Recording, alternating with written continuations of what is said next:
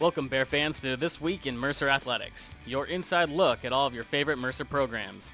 This week, we'll get you caught up on all the recent results and preview the teams in action later this week. This past Sunday, the women's basketball team officially began its 2011-2012 season with its first team practice. Second-year head coach Susie Gardner brings back all 5 starters from a year ago, while welcoming in the addition of 6 newcomers. Mercer's first game is scheduled for November 11th when the team hosts Auburn at 7 p.m., so the coaching staff has no time to waste, blending the new talent with experienced returners. It was very productive. I think we're a lot different from last year. Everybody went hard today, I think, personally. We're still getting over things, teaching a lot of stuff, but so far it's pretty good. So far in preseason, we've been doing a lot of pickup and stuff, so we already knew how the team was going to be. A lot more speed than last year. A lot more talent as well. I think it should be very good. It'll be a good season. Great. A lot of running, but it was different than last year. I think we did a lot more hard stuff. So now that's my second practice for the first time, beginning of the year. It's a lot easier. We expect a championship this year. The coaches expect a lot out of us, so we have to go hard. We strive for that every day. It'll be different. A lot better. Well, I've been anticipating this practice for about 7 months, and it was one of the best first practices I've had in a very, very long time. I've been anxious to get these new players on the floor, but also the returning players, and it's been great because our returners do such an exceptional job of being leaders and showing them the drills. It's a lot better than last year when I had Tiffany Swafford and Rhett Weersba out there showing drills, but they went hard. They didn't get it exactly right, but they went as hard as they could. It's important not only for the players, but also this coaching staff. You know, with 8 new players, I've got to figure out how much they can retain. You know, I don't want to give them too much before November the 11th, which is Auburn. But at the same time, I want to keep them moving and keep them stimulated and continually moving in the right direction. So it's a unique situation for me as I'm trying to figure out what offenses can we run, how many offenses can we run, and what defenses should we run. So it's important. At the same time, we have fall break coming up, which I'm very excited about because I can go 2-a-days for about 3 straight days. So it's going to be a good first 3 weeks. Well, it's very hard for me to speculate and guess how good this team is going to be. I think we're very, very talented. We have great work ethic. We have great maturity. They want to please us. You know, they really want to do well. I've really not even tried to speculate where we're going to end up in the conference. You know, I know we're going to be a lot better than the previous year, but at the same time, you know, we're also building a program, and we're going to have the exact same team the following year. So we've got 2 years of this group, which is very unique. So it's a building process. I think that we're going to make great strides, not month to month, but day to day. The Mercer men's golf team returns to action this week, hosting one of the nation's elite golf tournaments in the Brickyard Collegiate Golf Championship. The 2011 edition begins with a practice round Thursday, followed by 18 holes of play on Friday, Saturday, and Sunday.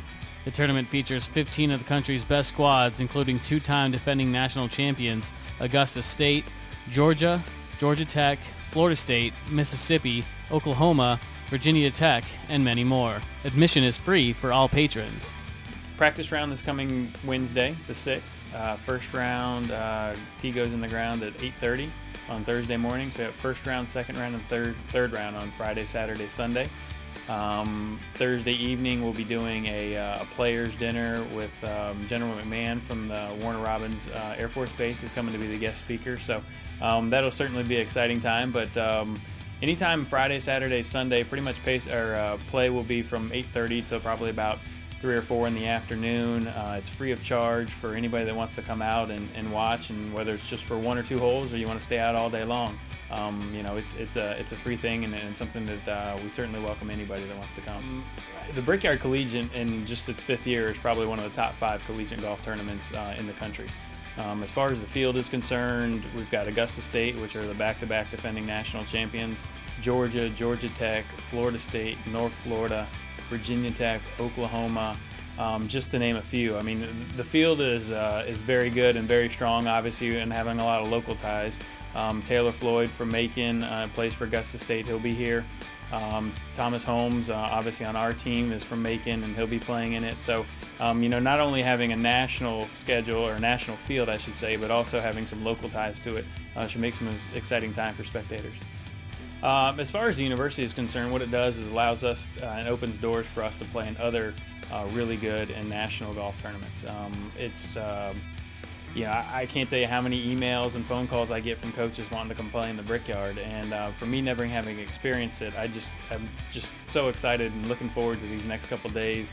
Looking forward to playing in front of the home fans and hopefully putting our best foot forward as far as the team is concerned. But it's such a special golf course, it's such a special tournament that it really allows us to pick and choose where we play at Mercer, whereas maybe some other schools in our situation, or at least our size, don't get a chance and an opportunity to do those sort of things. So it's really a great tool for us, for sure, as far as setting the schedule and recruiting.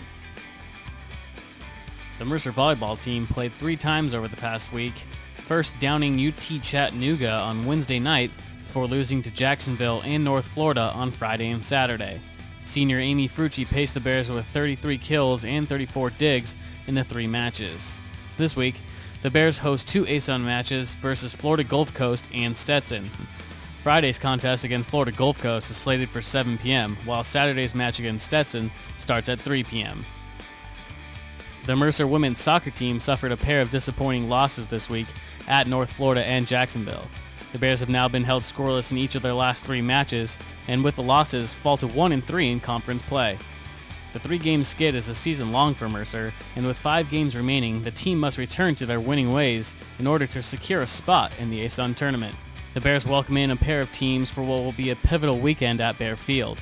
Florida Gulf Coast comes in this Friday night for a 7 p.m. kickoff, and then on Sunday, Stetson heads to Macon for Mercer's annual Parent Appreciation Day at 2 p.m.